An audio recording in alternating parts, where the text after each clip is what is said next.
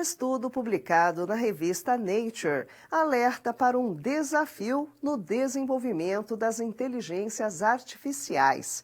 Isso porque essas tecnologias podem, diante de algumas condições, simplesmente colapsar. Vamos ver agora os detalhes na reportagem. Inteligência artificial precisa de treinamento para ser útil. Treinamentos precisam de dados. Conforme modelos de inteligência artificial esgotam os dados disponíveis online e enfrentam restrições cada vez maiores de acesso, o jeito é a inteligência artificial recorrer a conteúdo gerado por inteligência artificial. Então, surge a pergunta: e o que acontece quando inteligência artificial treina a inteligência artificial? A resposta é colapso. Este é o alerta de um estudo publicado na revista Nature. Segundo os autores, um modelo de inteligência artificial colapsa quando o próprio desempenho piora a ponto dele produzir apenas conteúdo sem sentido. E é o que tende a acontecer quando o treinamento de uma inteligência artificial depende de conteúdo gerado por outra ou por outras IAs. A internet é um oceano de dados, informações, conteúdo. Tudo matéria-prima para treinamento de inteligências artificiais. Mas a abundância de material feito por IA, que aumenta a cada dia, não facilita o treinamento de modelos. Na verdade, essa abundância pode dificultar o treinamento. Ilya Shumailov, pesquisador da Universidade de Oxford e coautor do estudo, aponta que, com o tempo, deverá ser mais difícil treinar modelos, mesmo que provavelmente existam mais dados. Isso porque vai ser mais difícil encontrar conjuntos de dados que não sejam enviesados. O colapso de um modelo de inteligência artificial é definido por 2 estágios segundo a pesquisa. No primeiro, o estágio inicial, aspectos a princípio não totalmente compreendidos pelo modelo original também serão mal compreendidos pelo modelo subsequente. Isso dificulta uma superamostragem dos aspectos bem compreendidos, enquanto se negligencia outros importantes por não estarem claros para o modelo inicial. Depois, vem o estágio tardio do colapso, quando modelos de inteligência artificial não são mais úteis, porque foram treinados com erros introduzidos pelos modelos anteriores.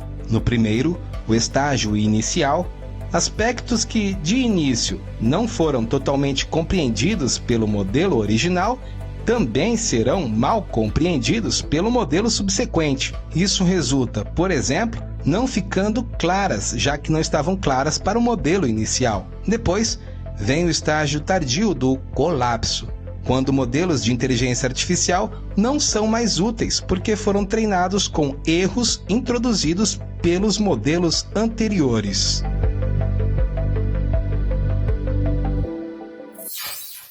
E aí, complexo, não, pessoal? Assunto para repercutir agora em mais uma coluna Olhar do Amanhã.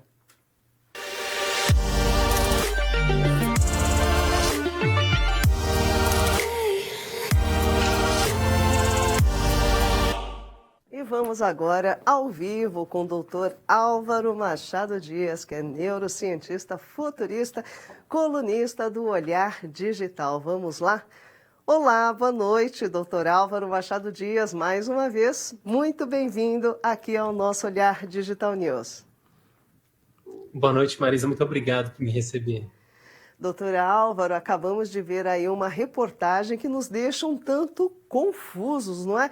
Qual seria o efeito prático de uma inteligência artificial colapsando, como aborda esse artigo que acabamos de ver da revista Nature?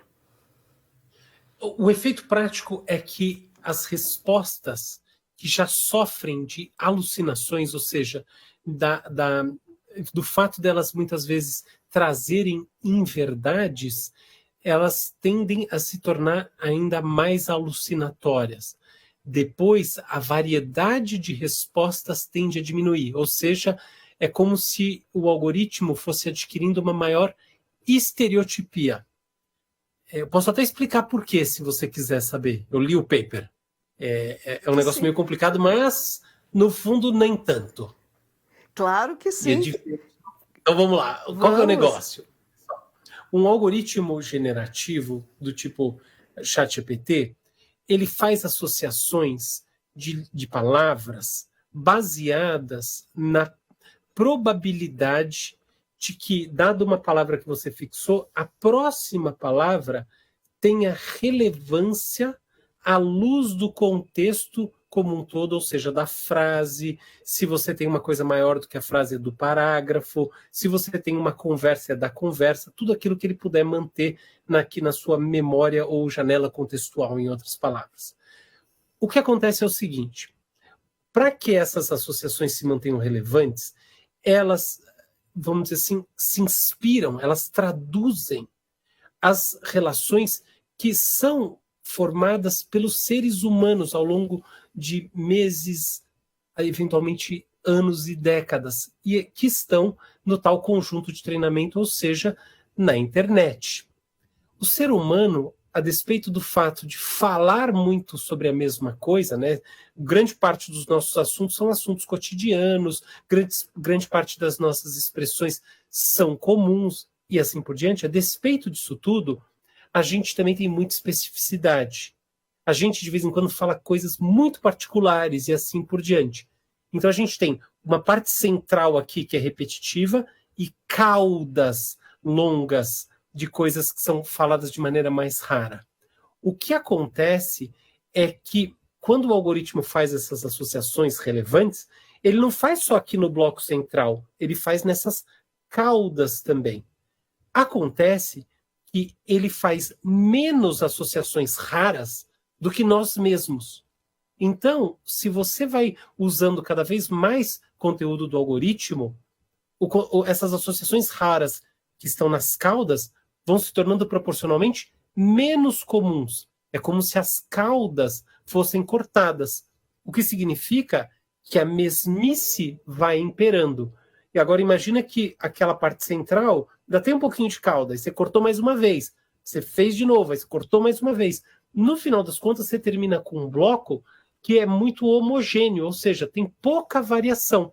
E aí a gente começa a ter um problema, porque as respostas perdem o seu brilho. Esse é o ponto 1. O ponto 2 é, mas o negócio não dá uma alucinada de vez em quando? Pois bem, o conteúdo dele vai, né, pensa bem, incorporando essas alucinações. Como proporcionalmente você vai tendo cada vez mais conteúdo dele, proporcionalmente você vai tendo cada vez mais alucinações, de modo que não só você tem mais homogeneidade, mas também mais alucinações, como eu falei. Bem complexo isso. Agora, isso serve basicamente para os chatbots com respostas ou toda a inteligência artificial como um todo, doutor Álvaro? Não toda a inteligência artificial, toda a inteligência artificial generativa. Então, por exemplo, essa que cria imagens também. Ela tende, conforme você elimina o conteúdo humano, ou mais do que isso, conforme você consegue, encontra como solução para resolver o problema de propriedade intelectual e etc e tal, realimentá-la com conteúdo feito pela própria máquina, cada vez mais, ela também reduz a variação na produção quando estimulada a produzir. Então, cria a imagem de um menino tomando um refrigerante de costas, olhando o pôr do sol numa tarde com um astral melancólico. Isso é uma coisa muito específica. De repente está muito parecido com numa tarde feliz. Então, essas tinturas subjetivas vão desaparecendo e também as alucinações vão se tornando mais comuns. O que seria uma alucinação num caso como esse? O menino está tomando o sol, não sei o quê, só que os pés não estão tocando o chão. Ué, como é que pode? Entendeu? Não é assim no mundo real. As pessoas precisam aterrissar para poder tomar Coca-Cola. Então, é esse tipo de coisa que vai se tornando cada vez mais recorrente. No caso de vídeos, igualmente o fenômeno se repete. Ou seja, toda vez que você tem essa sintaxe, né, essa lógica de construção que é típica da IA generativa, que é diferente, por exemplo, daquela que é usada quando você faz uma análise de risco. Né? Então, por exemplo, no banco e etc. Então, essa não tem nada a ver com o assunto, mas essa de criar texto, imagem e vídeo, sim. Agora, é quase com uma retroalimentação, não é? Que vai acabar acontecendo. Agora, no desenvolvimento dos trabalhos com inteligência artificial, doutor Álvaro, isso era previsível, é uma surpresa e existe solução para isso? Isso não é uma surpresa, isso é sabido. para mim não tem nenhuma novidade. O mérito do artigo é a maneira como isso foi demonstrado com muita clareza. Muitas vezes, no mundo da tecnologia, a gente sabe alguma coisa, mas a gente não consegue demonstrar. Por quê? Porque a demonstração envolve o entendimento da forma como aquilo lá, o motor daquela tecnologia funciona. E muitas vezes, a verdade é que a gente não sabe tão bem. Então a gente sabe para que lado vai, mas você não sabe dizer o que está acontecendo lá dentro. Tem uma alegoria para isso que é de uma caixa preta de avião. Então, você sabe que lá dentro tem o registro do que estava acontecendo na cabine e assim por diante, mas você não sabe especificamente qual é esse conteúdo caixa a caixa até que você abra a caixa. Então, é a mesma coisa. Então, hoje em dia, há um conhecimento maior sobre o funcionamento do algoritmo, né, do tipo generativo, dos algoritmos generativos, e aí se tornou possível fazer a demonstração de que esse efeito tende a acontecer, mas ele não é novidade. Sobre a questão mais importante, que é, tá bom, e o que a gente faz?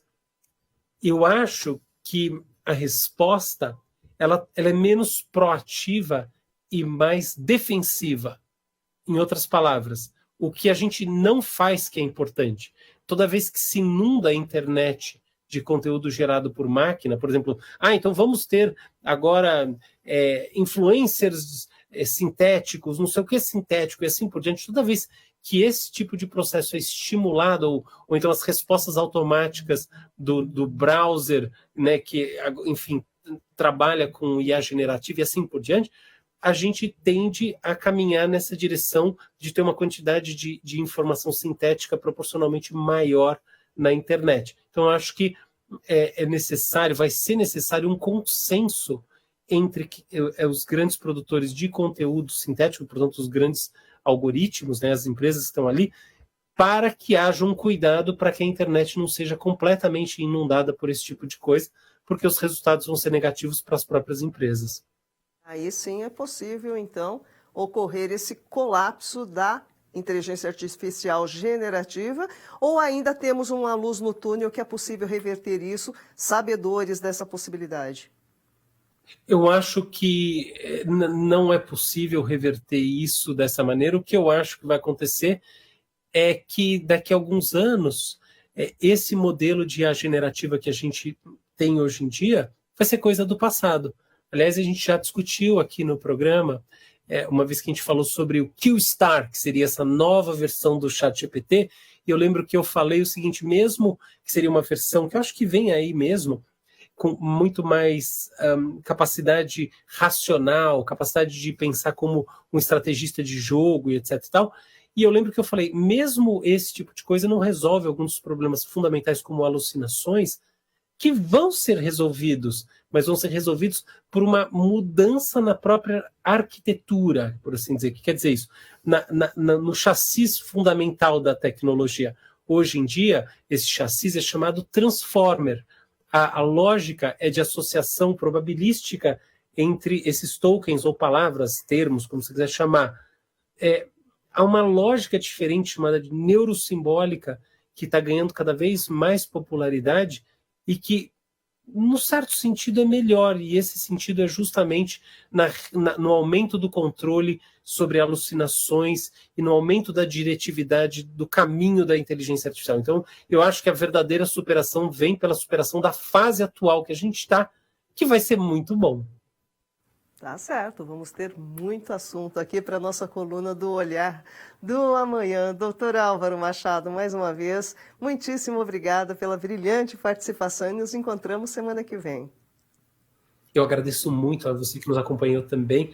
Obrigado por estar conosco aqui. E semana que vem, olha, a gente se encontra. Então, 7h30, esteja pronta para assistir o Olhar Digital e para, em particular, assistir a coluna. Um abraço e até lá. Até lá, um beijo, boa noite, doutor Álvaro, boa semana. Valeu. Tchau, tchau. É isso aí, pessoal. Doutor Álvaro Machado Dias, em mais uma coluna Olhar do Amanhã. O doutor Álvaro, que é colunista do Olhar Digital, neurocientista e futurista. E semana que vem ele volta. Temos mais Olhar do Amanhã na próxima quarta-feira.